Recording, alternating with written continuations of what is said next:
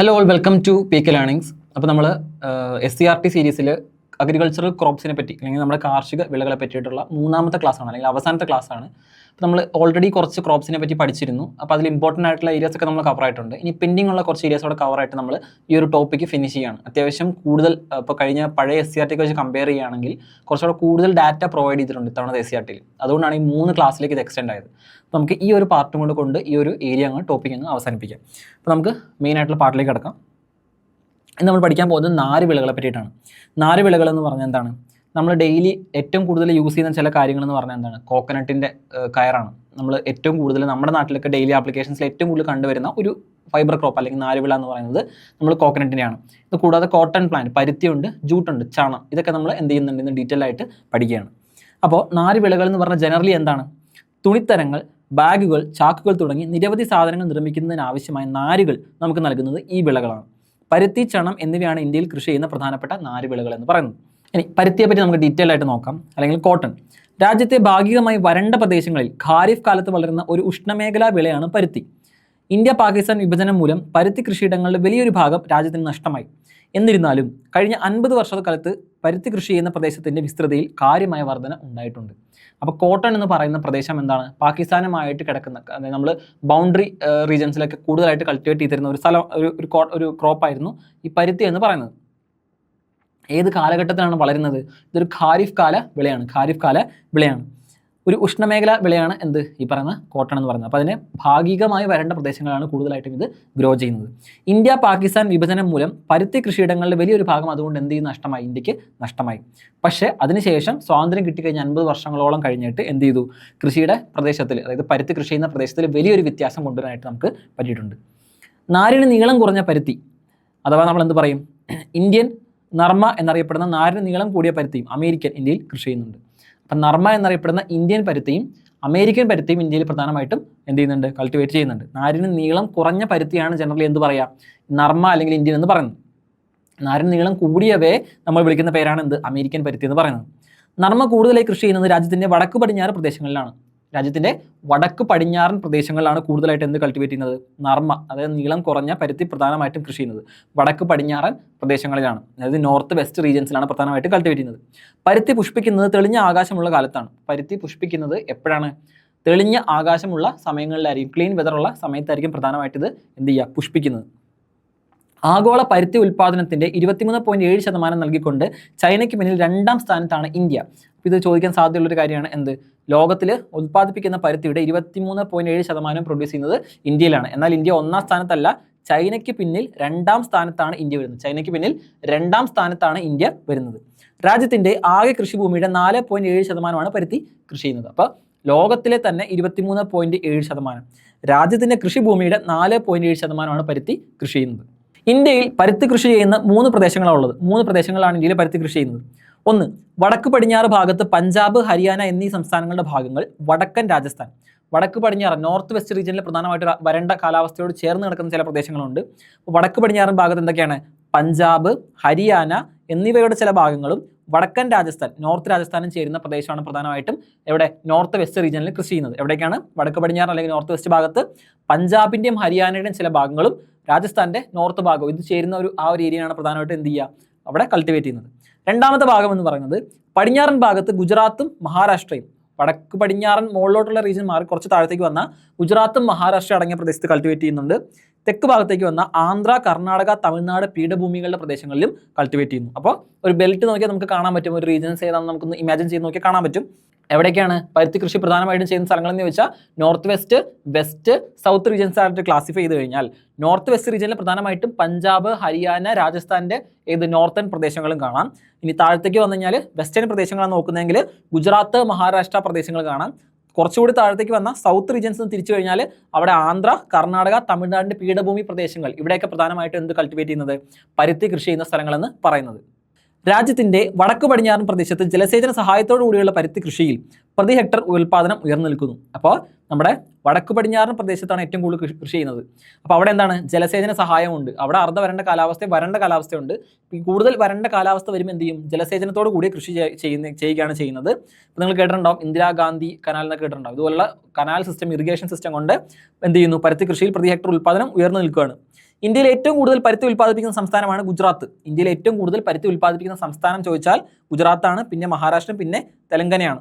Productivity, production തമ്മിൽ വ്യത്യാസമുണ്ട്. Productivity എന്ന് പറഞ്ഞാൽ എന്താണ്, പെർ ഏരിയയിൽ ഏറ്റവും കൂടുതൽ പ്രൊഡക്ഷൻ നടക്കുകയാണ്. പ്രതി ഹെക്ടർ എന്ന് പറഞ്ഞാൽ ഉദ്ദേശിക്കുന്നത് എന്താണ്, ഈ പറഞ്ഞ പ്രൊഡക്ടിവിറ്റിയാണ്. അതായത് പെർ ഏരിയയിൽ എത്ര പ്രൊഡക്ഷൻ നടക്കുന്നുണ്ട്. ഒരു ഹെക്ടറിൽ 100 കിലോ പ്രൊഡ്യൂസ് ചെയ്യുന്നതും 200 കിലോ പ്രൊഡ്യൂസ് ചെയ്യുന്നതും തമ്മിൽ എന്താ വ്യത്യാസം, പ്രൊഡക്ടിവിറ്റി കൂടുതലാണ്. ഈ മൊത്തം ഏരിയയിലുള്ള ഇത് കൺസിഡർ ചെയ്ത് കഴിഞ്ഞാൽ എന്താണ്, കൂടുതൽ ഏരിയകളിൽ കൾട്ടിവേറ്റ് ചെയ്ത് പ്രൊഡ്യൂസ് ചെയ്യുന്നവർക്കായിരിക്കും എന്ത് ചെയ്യുക, കൂടുതൽ പ്രൊഡ്യൂസ് കൂടുതലുള്ളത്. അങ്ങനെ ഇന്ത്യയിൽ ഏറ്റവും കൂടുതൽ പ്രൊഡക്ടിവിറ്റി ഉള്ളത് നോർത്ത് വെസ്റ്റ് റീജിയൻസിലാണെങ്കിലും പ്രൊഡ്യൂസ് ചെയ്യുന്ന സംസ്ഥാനം എന്ന് പറയുന്നത് ആരാണ്, ഗുജറാത്താണ്. ഗുജറാത്ത് കഴിഞ്ഞാൽ മഹാരാഷ്ട്രയാണ്, മഹാരാഷ്ട്ര കഴിഞ്ഞാൽ തെലങ്കാനയാണ്. ഗുജറാത്ത്, മഹാരാഷ്ട്ര, തെലങ്കാന ഭാഗത്താണ് ഏറ്റവും കൂടുതൽ പരുത്തി കൃഷി ചെയ്യുന്നത്. ഈ ഒരു മാപ്പ് നോക്കിയാൽ നിങ്ങൾക്ക് മനസ്സിലാവും. നമ്മൾ പറഞ്ഞ പ്രദേശം ഏതൊക്കെയാണ്, രാജസ്ഥാൻ, ഹരിയാന, പഞ്ചാബ് ചേരുന്ന ഈ ഒരു ഭാഗം, ഗുജറാത്തിൻ്റെയും മഹാരാഷ്ട്രയുടെയും, മധ്യപ്രദേശിന് കമ്പാരിറ്റീവ്ലി പ്രൊഡക്ഷൻ കുറവാണ്. ലാസ്റ്റത്തെ കുറച്ച് ഏരിയാസ് അധികം നോക്കുകയാണ്, പ്രൊഡക്ടിവിറ്റി കമ്പാരിറ്റീവ്ലി കുറവ്, പ്രൊഡക്ഷനിൽ ഉണ്ട് എങ്കിലും കമ്പാരിറ്റീവ്ലി കുറവുള്ള സ്ഥലങ്ങളാണ് ഒഡീഷ, മധ്യപ്രദേശ് തുടങ്ങിയ സ്ഥലങ്ങളൊക്കെ. അപ്പോൾ നമ്മൾ ഡിസ്കസ് ചെയ്ത സ്ഥലങ്ങളിൽ എവിടെയൊക്കെ വരും, രാജസ്ഥാൻ, പഞ്ചാബ്, ഹരിയാന ബെൽറ്റ് ഉണ്ട്, ഗുജറാത്ത്, മഹാരാഷ്ട്ര ബെൽറ്റ്. ഈ ഒരു ബെൽറ്റിലാണ് ഏറ്റവും കൂടുതൽ കൃഷി നടക്കുന്നത്, ഗുജറാത്ത്, മഹാരാഷ്ട്ര ബെൽറ്റ്. ഇതുകൂടാതെ കർണാടക, ആന്ധ്രാപ്രദേശങ്ങളിലും തെലങ്കാനയിലും എന്ത് ചെയ്യുന്നുണ്ട്, കൃഷി നടക്കുന്നുണ്ട്. അപ്പോൾ നമ്മൾ അതിനൊരു ഓർഡർ പറഞ്ഞു. SCRT-യിലുള്ള ഓർഡറുകളായിരിക്കും പ്രധാനമായിട്ട് നോക്കേണ്ടത്. ഇപ്പോൾ ഓരോ നമ്മൾ മാപ്പുകൾ കാണിക്കുന്ന സമയത്ത് അതിലുള്ള ഡാറ്റ എന്ന് പറയുന്നത് എന്തുമായിട്ട് ബന്ധപ്പെട്ടിരിക്കുന്നു, ആ സമയത്ത് റെലവൻറ്റ് ഡാറ്റ ആയിരിക്കും. SCRT-യിൽ കൊടുത്തിരിക്കുന്ന ഡാറ്റയിൽ നിന്നും വ്യത്യാസം ഉണ്ടാവാം, കറണ്ട് ഡാറ്റയിൽ വ്യത്യാസം ഉണ്ടാവാം. പക്ഷേ എപ്പോഴും എന്ത് ശ്രദ്ധിക്കാം, ഫൈനൽ ഡാറ്റ നമുക്കൊരു അസംഷൻ ആണ് ചെയ്യുന്നതെങ്കിൽ, അല്ലെങ്കിൽ ഏകദേശ ഡാറ്റയാണ് നമുക്ക് ഓർമ്മ വരുന്നുള്ളെങ്കിൽ എപ്പോഴും ഡിപ്പെൻഡ് ചെയ്യേണ്ടത് SCRT നമുക്ക് എന്ത് ഓർമ്മയുണ്ടോ അതാണ്. SCRT ഡാറ്റ ആയിരിക്കും ഫൈനലായിട്ട് എടുക്കുക, അല്ലെങ്കിൽ ആ ക്വസ്റ്റ്യൻ എന്ത് ചെയ്യപ്പെടും, ക്യാൻസൽ ചെയ്യപ്പെടും. അടുത്തായിട്ട് നമ്മൾ നോക്കാൻ പോകുന്നത് ചണത്തിനെ പറ്റിയിട്ടാണ്. ചണം അല്ലെങ്കിൽ ജൂട്ട്. പരുക്കൻ തുണിത്തരങ്ങൾ, ബാഗുകൾ, ചാക്കുകൾ, അലങ്കാര വസ്തുക്കൾ തുടങ്ങിയവ നിർമ്മിക്കുന്നതിന് ചണം ഉപയോഗിക്കുന്നു. പശ്ചിമ ബംഗാളിലും ചേർന്ന് കിടക്കുന്ന രാജ്യത്തിൻ്റെ കിഴക്കൻ ഭാഗങ്ങളിലും ഇതൊരു നാണ്യവിളയായി കൃഷി ചെയ്യുന്നു. അപ്പോൾ എവിടേക്കാണ്, ഇപ്പം നമ്മൾ മുന്നേ പറഞ്ഞ പരുത്തി കൃഷി പ്രധാനമായിട്ടും ചെയ്യുന്നത് നോർത്ത് വെസ്റ്റ് റീജിയൻസിലായിരുന്നെങ്കിൽ ചണത്തിൻ്റെ കൃഷി നടക്കുന്നത് ഇപ്പുറ സൈഡിലാണ്, ഏത് ബംഗ്ലാദേശിനോട് ചേർന്ന് കിടക്കുന്ന പ്രദേശങ്ങളിലാണ്. അപ്പോൾ പശ്ചിമ ബംഗാളിലും ചേർന്ന് കിടക്കുന്ന രാജ്യത്തിൻ്റെ കിഴക്കൻ ഭാഗങ്ങളിലുമാണ് ഇതൊരു നാണ്യവിളയായിട്ട് കൃഷി ചെയ്യുന്നത്, എന്ത്, ചണം കൃഷി ചെയ്യുന്നത്. ഇന്ത്യ പാകിസ്ഥാൻ വിഭജനത്തിന്റെ സമയത്ത് ചണം കൃഷി ചെയ്തിരുന്ന വലിയൊരു ഭാഗം പ്രദേശവും കിഴക്കൻ പാകിസ്ഥാന്റെ ഭാഗമായതോടെ ഇന്ത്യക്ക് നഷ്ടമായി. ആഗോള ചണം ഉൽപ്പാദനത്തിന്റെ 3/5 ഭാഗവും ഇന്ത്യയാണ് ഉൽപ്പാദിപ്പിക്കുന്നത്. അപ്പോൾ ഇന്ത്യ പാകിസ്ഥാൻ വിഭജനം നടന്നതിന് ശേഷം എന്ത് പറ്റി, ഈ മേജർ, അതായത് ഇത് പ്രൊഡ്യൂസ് ചെയ്യുന്ന, പ്രൊഡക്ഷൻ നടക്കുന്ന സ്ഥലങ്ങളും ഇത് ഇൻഡസ്ട്രിയലൈസ് ചെയ്യുന്ന സ്ഥലങ്ങളുണ്ട്, അതായത് പ്രോസസ്സ് ചെയ്യുന്ന സ്ഥലങ്ങളുണ്ട്. അപ്പോൾ ഈ രണ്ട് കാര്യങ്ങൾ തമ്മിലൊരു വ്യത്യാസം ഉണ്ടാവാം. അപ്പോൾ ഇന്ത്യയിൽ അതുവരെ, ഇന്ത്യക്ക് സ്വാതന്ത്ര്യം കിട്ടുന്നതിന് മുന്നത്തെ സമയം വരെ ബംഗ്ലാദേശൊക്കെ ഇന്ത്യയുടെ പാർട്ടായിരുന്നത് കൊണ്ട് പ്രധാനമായിട്ടും ഈ പറയുന്ന ഇൻഡസ്ട്രിക്ക് വലിയ പ്രശ്നമില്ലാതെ പോകുമായിരുന്നു. അതേസമയം സ്വാതന്ത്ര്യം കിട്ടിക്കഴിഞ്ഞാൽ, വിഭജിച്ച് പോയി കഴിഞ്ഞപ്പോൾ എന്ത് പറ്റി, ഈ പ്രൊഡക്ഷൻ നടക്കുന്ന സ്ഥലങ്ങളും പ്രൊഡ്യൂസ് ചെയ്യുന്ന സ്ഥലങ്ങളൊക്കെ ആയിട്ട് ബന്ധപ്പെട്ട് ഒരുപാട് ഡിവിഷൻ നടന്ന് പകുതി ഏരിയാസ് എങ്ങോട്ട് പോയി, ബംഗ്ലാദേശിലോട്ട് പോയി. ആഗോള ചണം ഉൽപ്പാദനത്തിന്റെ ഇപ്പോഴും നോക്കുകയാണെങ്കിൽ 3/5 ഭാഗം ഇപ്പോഴും എന്താണ്, ഇന്ത്യ തന്നെയാണ് ഉൽപ്പാദിപ്പിക്കുന്നത്. ആഗോള ചണം ഉൽപ്പാദനത്തിന് 3% എന്ത് തന്നെയാണ്, 3 ഭാഗവും ഇന്ത്യ തന്നെയാണ് ഉൽപ്പാദിപ്പിക്കുന്നത്. രാജ്യത്തെ ഉൽപ്പാദനത്തിന്റെ 4/3 ഭാഗവും പശ്ചിമ ബംഗാളിന്റെ സംഭാവനയാണ്. അപ്പോൾ 5/3 ഭാഗവും ലോകത്ത് ഇന്ത്യയാണ് ഉൽപ്പാദിപ്പിക്കുന്നതെങ്കിൽ ആ മൊത്തം ഇന്ത്യ ഉൽപ്പാദിപ്പിക്കുന്നതിന് 4/3 ഭാഗവും എവിടെയാണ്, വെസ്റ്റ് ബംഗാളിന്റെ മാത്രം സംഭാവനയാണ്. വെസ്റ്റ് ബംഗാളാണ് ഏറ്റവും കൂടുതൽ സംഭാവന ചെയ്യുന്നത്. ബീഹാർ, അസം എന്നിവയാണ് ചണം ഉൽപ്പാദിപ്പിക്കുന്ന മറ്റ് പ്രദേശങ്ങൾ. ഈസ്റ്റ് പ്രദേശങ്ങളിലേക്ക് തന്നെ നോക്കി കഴിഞ്ഞാൽ കണക്റ്റായിട്ട് കിടക്കുന്ന 2 സ്ഥലങ്ങളാണ് ബീഹാറും അസവും. വളരെ കുറച്ച് സംസ്ഥാനങ്ങൾ മാത്രം കേന്ദ്രീകരിച്ചിരിക്കുന്ന ഈ വിള രാജ്യത്തെ ആകെ കൃഷിഭൂമിയുടെ വെറും 0.5% മാത്രമേ ഉൾക്കൊള്ളുന്നുള്ളൂ. പരുത്തിയെ പറ്റി പറയുകയാണെങ്കിൽ ഏറ്റവും കൂടുതലായിട്ട് എന്ത് ചെയ്യുന്നുണ്ട്, ആ ഒരു നോർത്ത് വെസ്റ്റ് റീജിയൻസിലേക്ക് പ്രധാനമായിട്ടും വരുന്നുണ്ട്. 3-4% കൃഷിഭൂമി ഉപയോഗിക്കുന്നുണ്ട്. എന്നാൽ ചണം എന്ന് പറയുന്നത് വെസ്റ്റ് ബംഗാളിലേക്ക് മാത്രം കോൺസെൻട്രേറ്റ് ചെയ്തിരിക്കുകയാണ്. കുറച്ച് ഏരിയാസ് എങ്ങോട്ട് പോയിട്ടുണ്ട്, ബീഹാർ, അസം പോലുള്ള സംസ്ഥാനങ്ങളിലേക്ക് പോയിട്ടുണ്ട്.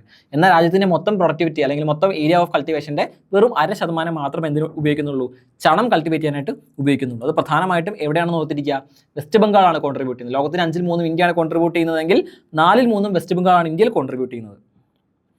പശ്ചിമ ബംഗാൾ, ബീഹാർ, അസം എന്ന ഓർഡറിലാണ് എന്ത് ചെയ്യുക, ചണം ഉൽപ്പാദിപ്പിക്കുന്നതെന്ന് ഓർത്ത് വയ്ക്കുക. അപ്പോൾ ഓർഡർ ഓർത്ത് വയ്ക്കുക, പശ്ചിമ ബംഗാൾ, പിന്നെ ബീഹാറും അസവും പ്രൊഡ്യൂസ് ചെയ്യുന്നുണ്ട്. ഈസ്റ്റേൺ ഏരിയയിലാണ് ചണം പ്രൊഡ്യൂസ് ചെയ്യുന്നത്. നമ്മളോട് നോക്കിയാൽ കാണാം, അസം, ബീഹാർ, വെസ്റ്റ് ബംഗാൾ, ചെറിയ ശതമാനത്തിൽ ആന്ധ്രയും ഒഡീഷയും കൾട്ടിവേറ്റ് ചെയ്യുന്നുണ്ട്. ഈ മറ്റ് വിളകളിലേക്ക് കടക്കുകയാണ്. കരിമ്പ്, തേയില, കാപ്പി എന്നിവയാണ് ഇന്ത്യയിൽ കൃഷി ചെയ്യുന്ന മറ്റ് പ്രധാനപ്പെട്ട വിളകൾ. അപ്പോൾ ഈ ഒരു കൃഷിയൊക്കെ നോക്കിക്കഴിഞ്ഞാൽ നിങ്ങൾക്ക് മനസ്സിലാവും. ഇതിനകത്ത് കുറച്ചുകൂടെ കണ്ടീഷൻസിനെ പറ്റിയിട്ട് നമുക്ക് പഠിക്കാനുണ്ട്. അതായത് ഏതൊക്കെ സമയത്ത് കൾട്ടിവേറ്റ് ചെയ്യാൻ പറ്റും. ഖാരിഫ് വിളയാണെന്നൊക്കെ നമ്മൾ ആദ്യം പറഞ്ഞെങ്കിലും ഇതൊക്കെ ടെമ്പറേച്ചറിൽ കൾട്ടിവേറ്റ് ചെയ്യാൻ പറ്റും, എത്ര ഐസ് അല്ലെങ്കിൽ ഫ്രോസൺ ഡേയ്സ് വേണം, ഇത്തരത്തിലുള്ള കണക്കുകളൊക്കെ പിന്നെയും നോക്കാനുണ്ട്. അത് പ്രധാനമായിട്ടും SCERT പുറത്തേക്കുള്ള ഡാറ്റാസ് പഠിക്കുന്ന സമയത്ത് വേണം പഠിക്കാൻ. ഇതിൻ്റെ പ്രോപ്പർ ക്ലാസ് നടക്കുന്ന സമയത്ത് എന്ത് ചെയ്യുക, നമ്മൾ അത്തരത്തിലുള്ള ഏരിയയും കൂടി കവർ ചെയ്യാം. ഓക്കെ, അപ്പോൾ മറ്റ് വിളകൾ എന്ന് പറഞ്ഞാൽ പ്രധാനമായിട്ടും കരിമ്പ്, തേയില, കാപ്പി എന്നിവയാണ് ഇന്ത്യയിൽ കൃഷി ചെയ്യുന്ന മറ്റ് പ്രധാനപ്പെട്ട വിളകൾ എന്ന് പറയുന്നത്. അതിനകത്ത് ആദ്യത്തെ നമ്മൾ പഠിക്കാൻ പോവാണ് കരിമ്പ്. കരിമ്പ് എന്ന് പറയുമ്പോൾ എന്താണ്, നമ്മൾ വൺ വേർഡ് ആയിട്ട് ചിലപ്പോൾ പല സ്ഥലത്ത് പഠിച്ചിട്ടുണ്ടാവും. പുഷ്പിച്ചാൽ വിളവ് കുറയുന്ന സസ്യമാണ് കരിമ്പ് എന്ന് ചിലപ്പോൾ കേട്ടിട്ടുണ്ടാവും. ഇതൊരു ഉഷ്ണമേഖലാ വിളയാണ്, ഉഷ്ണമേഖല ട്രോപ്പിക്കൽ ക്രോപ്പാണ്. ആർദ്ര ഉപ ആർദ്ര കാലാവസ്ഥയിൽ മഴയെ ആശ്രയിച്ച് വിള കൃഷി ചെയ്യുന്നു. അപ്പോൾ മഴയെ ആശ്രയിച്ച് കൃഷി ചെയ്യുന്ന ഒന്നാണ് എന്ത്, കരിമ്പ് എന്ന് പറയുന്നത്. ആർദ്ര ഉപ ആർദ്ര കാലാവസ്ഥയിൽ കൾട്ടിവേറ്റ് ചെയ്യാൻ പറ്റും. ഹ്യൂമിഡ് ക്ലൈമറ്റിലും എന്ത് ചെയ്യാൻ പറ്റും, നമുക്ക് കൾട്ടിവേറ്റ് ചെയ്യാനായിട്ട് പറ്റും. ഇന്ത്യയിൽ ഇത് കൂടുതലായി ജലസേചനത്തെ ആശ്രയിച്ച് വളരുന്ന വിളയാണ്. അപ്പോൾ ഇന്ത്യയിൽ മഴയുടെ ഡിപ്പെൻഡ് ചെയ്യുന്നതിനപ്പുറത്തേക്ക് എന്താണ്, ജലസേചനം കൂടി യൂസ് ചെയ്തിട്ടാണ്. അതായത് ഒരുപാട് റെയിൻഫെഡ് ക്രോപ്പ് ആയതുകൊണ്ട് മഴ അല്ലെങ്കിൽ വെള്ളം ആവശ്യമുള്ളതുകൊണ്ട് ജലസേചനത്തെ കൂടി ആശ്രയിച്ചിട്ടാണ് എന്ത് ചെയ്യുക, കരിമ്പ് വളരുന്നത്. സിന്ധു ഗംഗാ സമതലത്തിൽ കരിമ്പ് കൃഷിയുടെ ഭൂരിഭാഗവും കേന്ദ്രീകരിച്ചിരിക്കുന്നത് ഉത്തർപ്രദേശിലാണ്. അപ്പോൾ സിന്ധു ഗംഗാ സമതലം നോക്കിയാൽ കരിമ്പ് കൃഷിയുടെ ഭൂരിഭാഗം എവിടെയാണ്, UP-യിലാണ്. അപ്പോൾ റെയിൻഫെഡ് ആയതുകൊണ്ട് തന്നെ അല്ലെങ്കിൽ മഴയുടെ അല്ലെങ്കിൽ വെള്ളത്തിൻ്റെ ആശ്രയം കൂടുതലായതുകൊണ്ട് റെയിൻഫെഡ് ആയിട്ടുള്ള ഏരിയകളിൽ, അതായത് എവിടെയാണ് കൂടുതൽ വെള്ളം കിട്ടുന്നത്, അപ്പോൾ സിന്ധു ഗംഗാ സമതലം നോക്കുകയാണെങ്കിൽ അവിടെ കൂടുതലായിട്ട് വാട്ടർ അവൈലബിലിറ്റി ഉണ്ട്.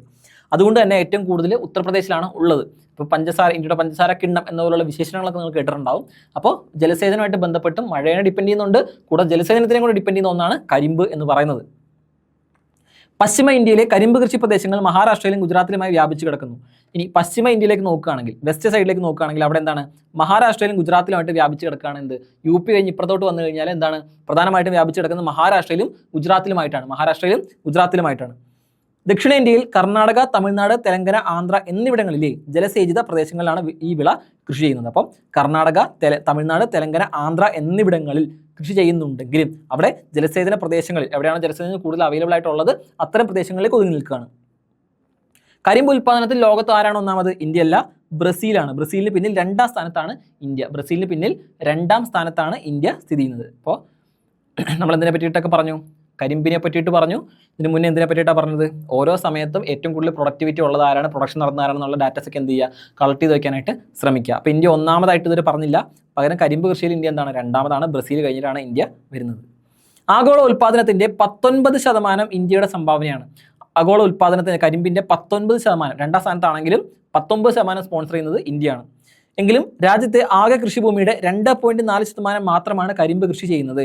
രാജ്യത്തിൻ്റെ 2.4%. അപ്പോഴും എന്തിനേക്കാളും കൂടുതലുണ്ട്, നമ്മൾ നേരത്തെ പഠിച്ച രണ്ട് പ്രധാനപ്പെട്ട കാര്യങ്ങളായിരുന്നു ജൂട്ടും കോട്ടണും. കോട്ടൺ ഇതിനേക്കാളും കൂടുതലുണ്ട്. എന്നാൽ ജൂട്ട് ഏരിയ കൾട്ടിവേറ്റ് ചെയ്യുന്നത് വെറും 0.5% മാത്രമാണ്.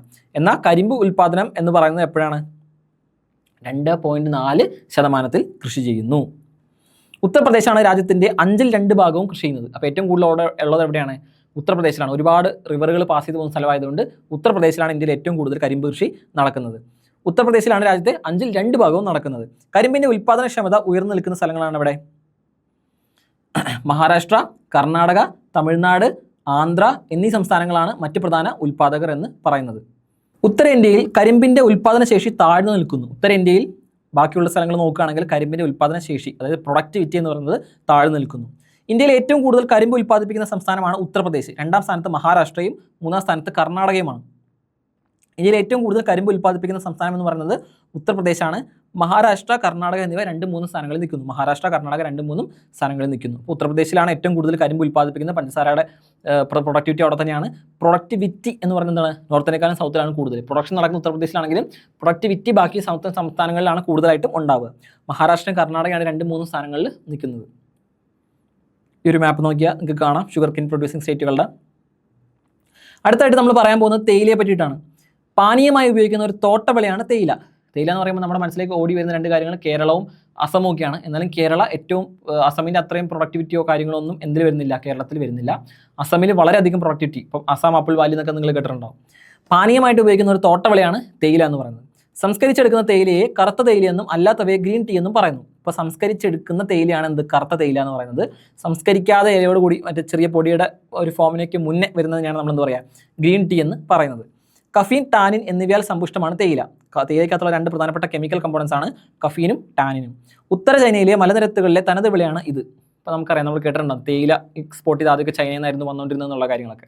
അപ്പോൾ അതുമായിട്ട് ബന്ധപ്പെട്ട് കിടക്കുന്ന സ്ഥലങ്ങളിലാണ് ആദ്യമായിട്ട് അസമിലേക്കാണ് എന്ത് വന്നത്, തേയിലയുടെ ഉത്പാദനം ഇന്ത്യയിലേക്ക് വരുന്നത്. അപ്പോൾ സംസ്കരിച്ചെടുക്കുന്നത് കറുത്ത തേയിലയുണ്ട്, സംസ്കരിച്ചെടുക്കാത്ത ഗ്രീൻ ടീ ഉണ്ട്. കഫീനും ടാനിനുമാണ് പ്രധാനമായിട്ടുള്ള കമ്പോണൻസ്. ഉത്തര ചൈനയിലെ മലനിരകളിലെ തനത് വിളയാണ് എന്ത് പറയുന്നത്, തേയില എന്ന് പറയുന്നത്. കുന്നിൻ പ്രദേശങ്ങളിലെ നിമ്നോന്നത ഭൂപ്രകൃതിയിലും ആർദ്ര ഉപാർദ്ര ഉഷ്ണമേഖല ഉപോഷ്ണമേഖലാ പ്രദേശങ്ങളിലെ നീർവാർച്ചയുള്ള മണ്ണിലും ഇവ കൃഷി ചെയ്യുന്നു. പ്രധാനമായിട്ട് കുന്നിൻ പ്രദേശങ്ങളിലായിരിക്കും പ്രധാനമായിട്ട് നമ്മൾ കണ്ടിട്ടുണ്ടാവുക. ഇടുക്കിയിലാണെങ്കിലും അതുപോലെ തന്നെ ആസാമിലൊക്കെ ആണെങ്കിലും എന്താണ് പ്രധാനമായിട്ടും കുന്നിൻ ചെരുവുകളിലാണ് പ്രധാനമായിട്ട് ഇത് കൾട്ടിവേറ്റ് ചെയ്യുന്നത് നമ്മൾ കണ്ടിട്ടുള്ളത്. അവിടെ നിമ്നോന്നത ഭൂപ്രകൃതിയിലും ആർദ്ര ഉപാർദ്ര ഉഷ്ണമേഖല ഉപോഷ്ണമേഖലാ പ്രദേശങ്ങളിലും പ്രധാനമായിട്ട് എന്ത് ചെയ്യുന്നുണ്ട്, ഇത് കൃഷി ചെയ്യുന്നുണ്ട്. നീർവാർച്ചയുള്ള മേഖലകളാണ് പ്രധാനമായിട്ടും, കുറച്ചുകൂടെ തണുപ്പുള്ള പ്രദേശങ്ങളാണ് കൂടുതലായിട്ട് ഇത് കണ്ടുവരുന്നത്. ഇന്നും രാജ്യത്തെ പ്രധാന തേയില കൃഷി പ്രദേശമായ അസമിലെ ബ്രഹ്മപുത്ര താഴ്വരയിൽ 1840കളിലാണ് തേയിലത്തോട്ടങ്ങൾ ആരംഭിച്ചത്. അപ്പോൾ ഇപ്പോഴും നമ്മൾ ഏറ്റവും കൂടുതലായിട്ട് തേയില പ്രൊഡക്ടിവിറ്റി കാണുന്ന അസമാണ്. അസമിലെ ബ്രഹ്മപുത്ര വാലിയിലാണ് പ്രധാനമായിട്ട് ഇത് കൾട്ടിവേറ്റ് ചെയ്യുന്നത്. അത് 1840കളിൽ തന്നെ അവിടുത്തെ എന്ത് ചെയ്തു, ഈ തേയില പ്രൊഡക്ഷൻ പ്രധാനമായിട്ടും തുടങ്ങി. 1840കളിൽ തന്നെ തുടങ്ങി. പിന്നീട് പശ്ചിമ ബംഗാളിലെ ഉപഹിമാലയൻ പ്രദേശങ്ങളിലും, എന്താണ് ഈ പശ്ചിമ ബംഗാളിലെ, അതായത് വെസ്റ്റ് ബംഗാളിലെ ഉപഹിമാലയൻ പ്രദേശങ്ങളിലും എന്ന് പറഞ്ഞാൽ സബ് ഹിമാലയൻ പ്രദേശങ്ങൾ എന്ന് പറഞ്ഞാൽ എന്താണ്, ഡാർജിലിംഗ്, ജയ്പാൽഗുരി, കുച്ച് ബീഹാർ ജില്ലകൾ, ഇവിടെയൊക്കെയാണ് തേയിലത്തോട്ടങ്ങൾ പിന്നീട് വ്യാപിച്ച് പോകുന്നത്. പ്രധാനമായിട്ടും എവിടെ തുടങ്ങി, അസമിൽ തുടങ്ങിയെങ്കിലും പിന്നീട് അത് വെസ്റ്റ് ബംഗാളിലും വരികയാണ്. വെസ്റ്റ് ബംഗാളിലെ ഉപഹിമാലയൻ പ്രദേശങ്ങൾ എവിടെ, അതിൽ പ്രധാനമായിട്ട് വരുന്ന സ്ഥലങ്ങളാണ് ഡാർജിലിംഗ്, ജയ്പാൽഗുരി, കുച്ച് ബീഹാർ ജില്ലകൾ. ഇവിടെയൊക്കെ തേയിലത്തോട്ടങ്ങൾ പിന്നീട് വ്യാപിക്കുകയാണ് ഉണ്ടായത്. പശ്ചിമഘട്ടത്തിലെ നീലഗിരി ഏലമല കുന്നുകളുടെ ചെരിവുകളുടെ അടിവാരത്തിൽ തേയില കൃഷി ചെയ്യുന്നു. പ്രധാനമായിട്ടും ഇടുക്കി വരുന്ന പ്രദേശമാണ് എന്ത്, നീലഗിരി ഏലമല കുന്നുകളുടെ താഴ്വാരം എന്ന് പറയുന്നത് പ്രധാനമായിട്ടും എന്തിൽ വരുന്നു, നമ്മുടെ ഇടുക്കി അടങ്ങിയ പ്രദേശം, മലയോര പ്രദേശങ്ങളിൽ വരുന്നു. ഇവിടെ കൂടുതലായിട്ട് പിന്നീട് കൃഷി എന്ത് ചെയ്യുന്നു, തേയിലയിൽ ചെയ്യുന്നു. സംസ്ഥാനത്തെ ആകെ കൃഷിഭൂമിയുടെ 53.2% പ്രദേശത്ത് കൃഷി ചെയ്തുകൊണ്ട് രാജ്യത്തെ തേയില ഉൽപ്പാദനത്തിന്റെ പകുതിയിലേറെയും സംഭാവന ചെയ്യുന്നത് ആരാണ്, അസമാണ്. അപ്പോൾ മൊത്തം പ്രൊഡക്ടിവിറ്റിയിൽ അല്ലെങ്കിൽ മൊത്തം പ്രൊഡക്ഷനിൽ രാജ്യത്തിന്റെ 53.2% എന്ത് ചെയ്യുന്നുണ്ട്, കൃഷി ചെയ്തുകൊണ്ട്. മൊത്തം കൃഷിഭൂമിയുടെ ഏരിയ എടുത്താൽ അതിൽ 53 പകുതിയോളം ഏരിയയിലും കൃഷി ചെയ്യുന്ന ആരാണ്, അസമാണ്. ഇന്ത്യയിൽ ഏറ്റവും കൂടുതൽ തേയില ഉൽപ്പാദിപ്പിക്കുന്നതും അസം തന്നെയാണ്. പശ്ചിമബംഗാൾ, തമിഴ്നാട് എന്നിവയാണ് തേയില ഉൽപ്പാദനത്തിൽ മുന്നോട്ട് നിൽക്കുന്ന മറ്റ് സംസ്ഥാനങ്ങൾ. കേരളവും ഇതിനകത്ത് വരുന്നുണ്ട്. ഏറ്റവും ഹൈ പ്രൊഡക്ടിവിറ്റി ഒന്നും ഇല്ല കേരളത്തിൻ്റെ, ലാൻഡ് ഏരിയ വളരെ കുറവാണ്. അതിൽ തന്നെ ഇടുക്കി പ്രദേശങ്ങളിൽ മാത്രമേ ഇത് കൾട്ടിവേറ്റ് ചെയ്യുന്നുള്ളൂ. അപ്പോൾ അതിനേക്കാളും കൂടുതലുള്ള സ്ഥലങ്ങളാണ് അസം, പശ്ചിമ ബംഗാൾ, തമിഴ്നാട് തുടങ്ങിയവ. അസം, പശ്ചിമ ബംഗാൾ, തമിഴ്നാട് തുടങ്ങിയവ. ഒരു ഏരിയ നോക്കിയാൽ മനസ്സിലാവും. ലാർജസ്റ്റ് അസമാണ്. അസം കഴിഞ്ഞാൽ പിന്നെ വെസ്റ്റ് ബംഗാളുണ്ട്, തമിഴ്നാടുണ്ട്, കുറച്ച് കർണാടകയിലും കേരളത്തിലും പ്രധാനമായിട്ടും വരുന്നുണ്ട്. അടുത്ത പ്രധാനപ്പെട്ട വിളയാണ് കാപ്പി. കാപ്പി എന്ന് പറഞ്ഞാൽ എന്താണ്, ഒരു ഉഷ്ണമേഖല തോട്ടവിളയാണ്. ഇതിൻ്റെ കുരുക്കൾ ചൂടാക്കി പൊടിച്ചാണ് പാനീയം ഉണ്ടാക്കാനായിട്ട് ഉപയോഗിക്കുന്നത്. അപ്പോൾ ഇതിൻ്റെ കുരുക്കൾ നമ്മൾ കണ്ടിട്ടുണ്ടാവുമെന്ന് അറിയില്ല. കാപ്പി എന്ന് പറയുന്നത് ഇടുക്കിയിലൊക്കെ ആദ്യം ഒരു കാലഘട്ടത്തിൽ കൾട്ടിവേറ്റ് ചെയ്തിരുന്നു പ്രധാനമായിട്ടും. ഇപ്പോൾ അതിൻ്റെ പ്രൊഡക്ടിവിറ്റി അല്ലെങ്കിൽ കൾട്ടിവേഷൻ കുറഞ്ഞു വന്നിട്ടുണ്ട്. പ്രധാനമായിട്ട് തേയില കഴിഞ്ഞാൽ പിന്നെ കാർഡമത്തിലേക്ക് പ്രധാനമായിട്ടും ഇടുക്കി പോലുള്ള പ്രദേശങ്ങൾ കടന്നതുകൊണ്ട് ഈ പറയുന്ന കാപ്പിയുടെ പ്രൊഡക്ഷൻ കുറഞ്ഞു. വയനാട്ടിലാണ് പ്രധാനമായിട്ടും എന്ത് ചെയ്യുന്നത്, കാപ്പിയുടെ പ്രൊഡക്ഷൻ നടക്കുന്നത്. കേരളത്തിൽ പ്രധാനമായിട്ടും കാപ്പിയുടെ പ്രൊഡക്ഷൻ നടക്കുന്നത് എവിടെയാണ്, ഈ പറയുന്ന വയനാടൻ പ്രദേശങ്ങളിലാണ്. എന്നാൽ കേരളത്തിൻ്റെ ഇരട്ടിയോളം വലിയൊരു ശതമാനത്തെക്കാളും കൂടുതൽ പ്രൊഡക്ടിവിറ്റി എവിടെ നടക്കുന്നുണ്ട്, നമ്മുടെ തൊട്ട് മുകളിലുള്ള സംസ്ഥാനമായിട്ടുള്ള കർണാടകയിൽ നടക്കുന്നുണ്ട്. അപ്പോൾ ഇതിൻ്റെ കുരു എടുത്തിട്ട് ചൂടാക്കി പൊടിച്ചിട്ടാണ് നമ്മൾ എന്ത് ചെയ്യുന്നത്, പാനീയമായിട്ട് ഉണ്ടാക്കാനായിട്ട് ഉപയോഗിക്കുന്നത്. അറബിക്ക, റോബസ്റ്റ, ലിബ്രിക്ക എന്നീ 3 ഇനം കാപ്പിയാണ് പ്രധാനമായിട്ടുള്ളത്. പ്രധാനമായിട്ട് നമ്മൾ ഉണ്ടാക്കുന്ന കാപ്പി അല്ലെങ്കിൽ ഉള്ള കാപ്പിയുടെ ഇനങ്ങൾ എന്ന് പറയുന്നത് അറബിക്ക, റോബസ്റ്റ, ലിബ്രിക്ക എന്നിവയാണ്. അറബിക്ക, റോബസ്റ്റ, ലിബ്രിക്ക പേര് കേൾക്കുമ്പോൾ മറ്റ് ചില ഇതായിരിക്കും നമുക്ക് ഓർമ്മ വരിക. റോബസ്റ്റ എന്നൊക്കെ പറയുമ്പോൾ പഴത്തിൻ്റെ പേരാണെന്നൊക്കെ ഓർമ്മ വരും. അതല്ല, അറബിക്ക, റോബസ്റ്റ, ലിബ്രിക്ക എന്ന് പറയുന്നത് കാപ്പിയുടെ ഇനങ്ങളാണ്. അന്താരാഷ്ട്ര വിപണിയിൽ ഏറെ ആവശ്യക്കാരുള്ള മേന്മയേറിയ കാപ്പി ഇനമായിട്ടുള്ള അറബിക്ക ആണ് ഇന്ത്യയിൽ ഏറെയും കൃഷി ചെയ്യുന്നത്. ഇതിനെ പറ്റിയിട്ട് നമുക്ക് ഡീറ്റെയിൽ ആയിട്ട് പറയാനുണ്ട്. ഒരു മലനിരകളിൽ എവിടെയാണ് ഇത് ഉൽപ്പാദിപ്പിക്കുന്നത്, എത്രത്തോളം പ്രൊഡക്ടിവിറ്റി ഉണ്ടെന്നൊക്കെ ഉള്ള വ്യത്യാസങ്ങളുണ്ട്. നമ്മളിവിടെ SCRT മാത്രം ഫോക്കസ് ചെയ്യുന്നതുകൊണ്ട് ബേസിക് കാര്യങ്ങൾ മാത്രം പറഞ്ഞു പോവാണ്. അന്താരാഷ്ട്ര വിപണിയിൽ ഏറെ ആവശ്യക്കാരുള്ള മേന്മേറിയ കാപ്പിനമാണ് അറബിക്ക എന്ന് പറയുന്നത്. ഇന്ത്യയിലെ ഏറ്റവും കൂടുതൽ കൃഷി ചെയ്യുന്നതിൽ ഒന്ന് എന്താണ്, ഈ പറയുന്ന അറബിക്ക തന്നെയാണ്. ആഗോള ഉൽപ്പാദനത്തിൻ്റെ 3.7% മാത്രമാണ് ഇന്ത്യയിൽ ഉൽപ്പാദിപ്പിക്കുന്നത്. ഇന്ത്യയിലെ കാപ്പി ഉൽപ്പാദനം ആഗോള തലത്തിൽ നോക്കുകയാണെങ്കിൽ വളരെയധികം കുറവാണ്. വെറും 3.7% ഇന്ത്യയിൽ ആകെ ഉൽപ്പാദിപ്പിക്കുന്നുള്ളൂ. കർണാടകം, കേരളം, തമിഴ്നാട് സംസ്ഥാനങ്ങളിലെ പശ്ചിമഘട്ടത്തിൻ്റെ ഉയർന്ന പ്രദേശങ്ങളിൽ കാപ്പി കൃഷി ചെയ്യുന്നു. പ്രധാനമായിട്ടും കർണാടകത്തിലെ ഏറ്റവും കൂടുതലുള്ളത്. പിന്നെ കേരളത്തിലും തമിഴ്നാട്ടിലും ഉൽപ്പാദിപ്പിക്കുന്നുണ്ട്. അവിടെ പശ്ചിമഘട്ടത്തിൻ്റെ ഉയർന്ന പ്രദേശങ്ങളിലാണ് കാപ്പി കൃഷി ചെയ്യുന്നത്. തണുപ്പ് വേണ്ടതുകൊണ്ട് തന്നെ പശ്ചിമഘട്ടമായി ചേർന്ന് കിടക്കുന്ന ഉന്നത പ്രദേശങ്ങളിൽ മാത്രമേ ഇത് കൃഷി ചെയ്യുന്നുള്ളൂ. രാജ്യത്തെ കാപ്പി ഉൽപ്പാദനത്തിൻ്റെ 2/3 ഉൽപ്പാദിപ്പിക്കുന്ന ആരാണ്, കർണാടകമാണ്. അപ്പോൾ 2/3 ഉൽപ്പാദിപ്പിക്കുന്ന ആരാണ്, കർണാടകമാണ്. ഇന്ത്യയിൽ ഏറ്റവും കൂടുതൽ ഉൽപ്പാദിപ്പിക്കുന്ന ആരാണ്, കർണാടകമാണ്. ഇന്ത്യയിൽ ഏറ്റവും കൂടുതൽ കാപ്പി ഉണ്ടാക്കുന്നത്. കേരളവും തമിഴ്നാടും പിറകെ ഉണ്ടെങ്കിലും ഏറ്റവും കൂടുതൽ ഉണ്ടാക്കുന്നത് 2/3 ഉണ്ടാക്കുന്ന ആരെയാണ്, കർണാടകയിലെ പശ്ചിമഘട്ട പ്രദേശങ്ങൾ തന്നെയാണ്. ഇവിടെ നോക്കിയാൽ കാണാം, കേരളം, കർണാടക, തമിഴ്നാട് മേഖലയിലേക്ക് ചുരുങ്ങിയിരിക്കുകയാണ് എന്ത്, കാപ്പി. അടുത്ത പ്രധാനപ്പെട്ട സാധനമാണ് റബ്ബർ. നമുക്ക് ഏവർക്കും സുപരിചിതമായിട്ടുള്ള നമ്മുടെ സ്വന്തം ഇനം പോലെ നമ്മൾ കാണുന്ന ഒന്നാണ് എന്ത് റബ്ബർ എന്ന് പറയുന്നത്. ഇന്ത്യയിലേക്ക് ആദ്യമായിട്ട് റബ്ബർ കൊണ്ടുവന്ന ബ്രിട്ടീഷുകാരനാണ് ഹെൻറി എ വിക്കം എന്ന് പറയുന്ന വ്യക്തിയാണ് ഇന്ത്യയിലേക്ക് ആദ്യമായിട്ട് റബ്ബർ വിത്തുകൾ കൊണ്ടുവന്നത്. ഇന്ത്യയിൽ ആദ്യത്തെ റബ്ബർ പ്ലാന്റേഷൻ നടന്നത് കേരളത്തിൻ്റെ മലഞ്ചെരിവുകളിലാണ്. ഏറ്റവും കൂടുതൽ കേരളത്തിൽ തന്നെയാണ് പ്രൊഡ്യൂസ് ചെയ്യുന്നത്. മധ്യ തിരുവിതാംകൂറിൻ്റെ കുന്നിൻ ചെരുവുകളിൽ ആരംഭിച്ച റബ്ബർ കൃഷി മലബാറിലേക്കുണ്ടായ കുടിയേറ്റത്തിലൂടെ വടക്കൻ ജില്ലകളിലേക്കും വ്യാപിച്ചു. ഇപ്പോൾ ബ്രിട്ടീഷുകാരനായിട്ടുള്ള ഹെൻറി വിക്കാമാണ് ആദ്യമായിട്ട് ഇന്ത്യയിലേക്ക് ഇത് കൊണ്ടുവന്നത്. കേരളത്തിൻ്റെ മലഞ്ചെരുവുകളിലാണ് ആദ്യമായിട്ട് ഇത് കൾട്ടിവേറ്റ് ചെയ്യപ്പെടുന്നത്. മധ്യ തിരുവിതാംകൂറിൻ്റെ കുന്നിൻ ചെരുവുകളിലാണ് ഇത് തുടങ്ങിയത്. പിന്നീട് മലബാറിലേക്കുള്ള കുടിയേറ്റത്തിൻ്റെ കാലഘട്ടത്തിൽ മലബാറിലേക്ക് എന്ത് ചെയ്തു, ഈ പറയുന്ന റബ്ബർ കൃഷി പറിച്ചു നടപ്പെട്ടു. അപ്പോൾ ഹെൻറി വിക്കാമാണ് കേരളത്തിലാണ് ആദ്യം ആരംഭിച്ചത്. എവിടെയാണ്? മധ്യ തിരുവിതാംകൂറിലാണ്. അവിടുന്ന് മലബാറിലേക്കുള്ള കുടിയേറ്റത്തിലോടുകൂടി റബ്ബർ മധ്യ കേരളത്തിൽ നിന്നും മധ്യ കേരളത്തിൽ നിന്നും എങ്ങോട്ടേക്ക് മാറി? നമ്മുടെ നോർത്തേൺ പ്രദേശങ്ങളായ മലബാർ പ്രദേശങ്ങളിലേക്ക് മാറി. 25 ഡിഗ്രി താപനിലയിൽ കൂടിയതും 150 സെൻറ്റിമീറ്റർ മുകളിൽ മഴയുമാണ് കൃഷിക്ക് അനുയോജ്യമായിട്ടുള്ള ഒരു കാലാവസ്ഥ. 25 സെൻറ്റിമീറ്റർ കൂടിയ താപനില വേണം, 150 സെൻറ്റിമീറ്റർ മുകളിൽ മഴയും വേണം. ഇന്ത്യയിൽ റബ്ബർ ഉൽപ്പാദനത്തിൽ 1ാം സ്ഥാനത്തുള്ള സംസ്ഥാനമാണ് കേരളം എന്ന് പറയുന്നത്. ഏറ്റവും കൂടുതൽ നമുക്ക് അറിയാവുന്ന പോലെ തന്നെ റബ്ബറിൻ്റെ ഏറ്റവും കൂടുതൽ ആരാണ്? കേരളം തന്നെയാണ്. റബ്ബറിൻ്റെ ജന്മദേശം നമുക്ക് എല്ലാവർക്കും അറിയാം, ബ്രസീലാണ്. റബ്ബർ കൃഷിക്ക് അനുയോജ്യമായ മണ്ണ് എന്ന് പറയുന്നത് ലാറ്ററൈറ്റ് മണ്ണാണ്. ലാറ്ററൈറ്റ് മണ്ണ് ഇപ്പോൾ കേരളത്തിൽ എറണാകുളം പ്രദേശത്ത് നോക്കിയാൽ പ്രധാനമായിട്ട് എന്ത് കാണാൻ പറ്റും? ലാറ്ററൈറ്റ് സോയിലൊക്കെ പ്രധാനമായിട്ട് കാണാൻ പറ്റും. കേരളത്തിൽ ഏറ്റവും കൂടുതലുള്ള സോയിലുകൾ ഒന്നും തന്നെയാണ് ലാറ്ററൈറ്റ് സോയിലാണ്. ഇന്ത്യയിൽ ഏറ്റവും കൂടുതൽ അലുവിയൽ സോയിലാണ് എങ്കിൽ കേരളത്തിൽ ലാറ്ററൈറ്റ് സോയിലിന് വളരെയധികം റെലവൻസ് ഉണ്ട്. ഇന്ത്യയിലെ ആദ്യത്തെ റബ്ബർ പാർക്കാണ് ഐരാപുരം പാർക്ക്. കേരളം, തമിഴ്നാട്, കർണാടക, അസം, മേഘാലയ പ്രദേശങ്ങളാണ് കൂടുതലായിട്ടും റബ്ബർ കൃഷി ചെയ്യുന്നതെന്ന് ഈ ഒരു ഫിഗർ നോക്കുമ്പോൾ നമുക്ക് ഏകദേശം ഐഡിയ കിട്ടും. കേരളമാണ് ഒന്നാമെന്നോ ഉള്ള കാര്യം ഓർത്തിരിക്കുക. ഇപ്പോൾ നമ്മൾ പ്രധാനമായിട്ടുള്ള ക്രോപ്സിനെ പറ്റിയിട്ടൊക്കെ പറഞ്ഞു കഴിഞ്ഞു. എന്തൊക്കെയാണ് നമ്മൾ പറഞ്ഞ ക്രോപ്സ് എന്ന് പറയുന്നത്? ഇന്ന് നമ്മൾ കവർ ചെയ്ത് എന്തൊക്കെയാണ്? ഇന്ന് നമ്മൾ പ്രധാനമായിട്ടും ഇപ്പോൾ നമ്മൾ പറഞ്ഞു നിർത്തിയത് ഉൾപ്പെടെ റബ്ബറിനെ പറ്റി പറഞ്ഞു, അതിന് മുമ്പ് കാപ്പിനെ പറ്റി പറഞ്ഞു, തേയിലയെ പറ്റി പറഞ്ഞു, ചണത്തിനെ പറ്റി പറഞ്ഞു, പരുത്തിയെ പറ്റി പറഞ്ഞു. അപ്പോൾ ഈ ഒരു ക്രോപ്പുകളെ പറ്റിയിട്ടൊക്കെ എന്ത് ചെയ്യുക? ഡീറ്റെയിൽഡ് ആയിട്ടുള്ള ഇൻഫർമേഷൻസ് കൂടെ കളക്ട് ചെയ്ത് അപ് ടു ഡേറ്റ് ആയിട്ട് പഠിക്കാനായിട്ട് ശ്രദ്ധിക്കുക. SCRT ഡാറ്റ പഠിക്കാതെ കളക്ട് ചെയ്ത് നോട്ട് ചെയ്ത് വെക്കാനായിട്ട് ഓർക്കുക. അപ്പോൾ വിവിധ തരം കൃഷി രീതിയിലേക്ക് കടക്കാം. വിളകൾക്ക് വേണ്ട ഈർപ്പത്തിൻ്റെ സ്രോതസ്സിൻ്റെ അടിസ്ഥാനത്തിൽ കൃഷി രീതികളെ ജലസേചനത്തിനെ ആശ്രയിച്ചുള്ളതെന്നും മഴയെ ആശ്രയിച്ചുള്ളതെന്നും തരംതിരിക്കാം. അപ്പോൾ ഓരോ ക്രോപ്പ് വളരുന്ന സമയത്തും അതെന്താവും? കംപ്ലീറ്റ്ലി മഴയെ ആശ്രയിച്ച് മാത്രം വളരുന്നതുണ്ടാവാം. കൂടാതെ ജലസേചനം കൂടി വേണ്ടതുണ്ടാവും. ജലസേചനം ഇല്ലെങ്കിൽ കരിഞ്ഞു പോകുന്നതുകൊണ്ട് മഴയെ മാത്രം ഡിപ്പെൻഡ് ചെയ്ത് കഴിയുന്നതുകൊണ്ട് ജലസേചന കൃഷിയുടെ സ്വഭാവം വ്യത്യസ്തമാണ്. കൂടാതെ ജലസേചനം നൽകുന്നതിൻ്റെ ലക്ഷ്യത്തെ അടിസ്ഥാനമാക്കി ഇതിനെ സംരക്ഷിത ജലസേചനം, ഉൽപ്പാദക ജലസേചനം എന്നിങ്ങനെ രണ്ടായിട്ട് തരംതിരിക്കാം. പ്രധാനമായിട്ടും ജലസേചനം ഉണ്ടെന്ന് മാത്രമല്ല, ജലസേചനത്തെ ഡിപ്പെൻഡ് ചെയ്യുന്ന കൃഷി ഉണ്ടെങ്കിൽ അതിൽ തന്നെ പിന്നെ ഉണ്ട് 2 ക്ലാസിഫിക്കേഷൻ. സംരക്ഷിതമായിട്ടുള്ള ജലസേചനം ഉണ്ട്, ഉൽപ്പാദക ജലസേചനം ഉണ്ട്. 2 ക്ലാസിഫിക്കേഷൻ ഉള്ളത് സംരക്ഷിത ജലസേചനവും ഉൽപ്പാദക ജലസേചനവും. മഴയ്ക്ക് പുറമെ അധിക ജലസ്രോതസ്സായിട്ട് ജലസേചനം ഉപയോഗിച്ചുകൊണ്ട് മണ്ണിൻ്റെ ഈർപ്പക്കുറവ് കൊണ്ടുണ്ടാകുന്ന ദൂഷ്യഫലങ്ങളിൽ നിന്ന് വിളകളെ സംരക്ഷിക്കുക എന്നതാണ് സംരക്ഷിത ജലസേചനത്തിൻ്റെ ലക്ഷ്യം.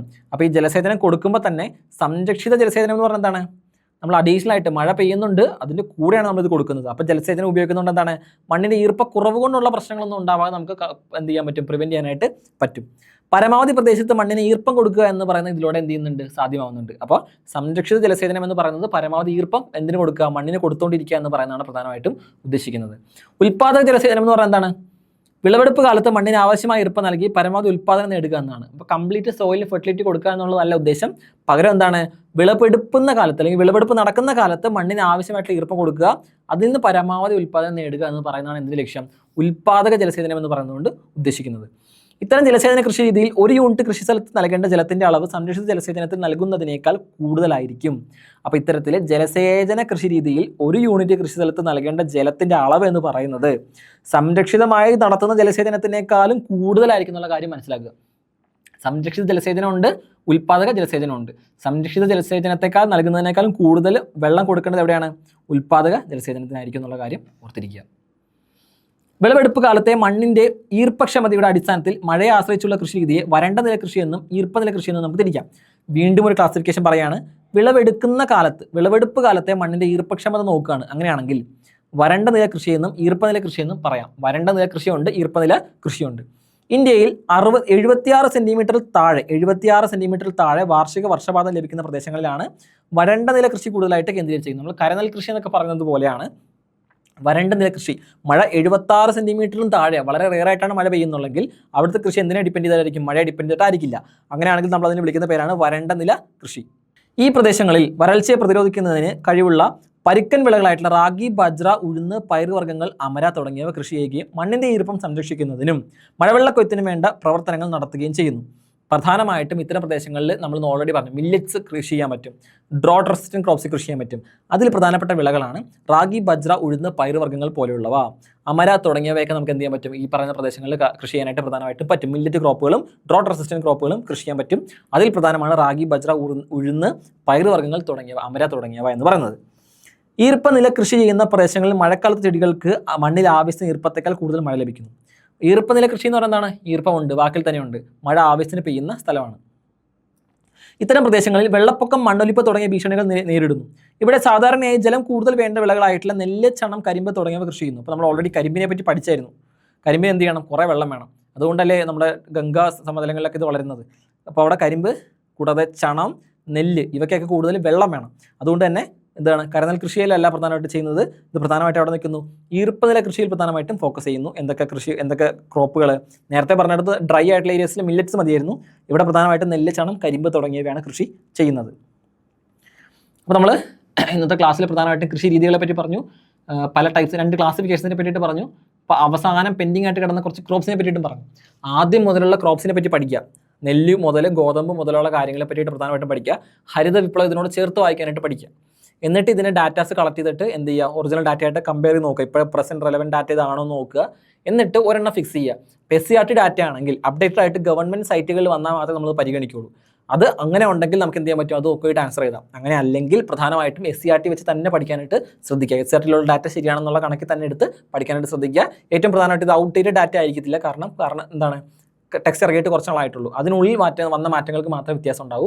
പ്രധാനമായിട്ടും SCRT ഡാറ്റ തന്നെ കളക്ട് ചെയ്ത് പഠിക്കാനായിട്ട് ശ്രദ്ധിക്കുക. നമ്മൾ ഇന്ന് എടുത്തിരിക്കുന്ന ക്ലാസ് 12, ക്ലാസ് 7, ക്ലാസ് 8 ആണ്.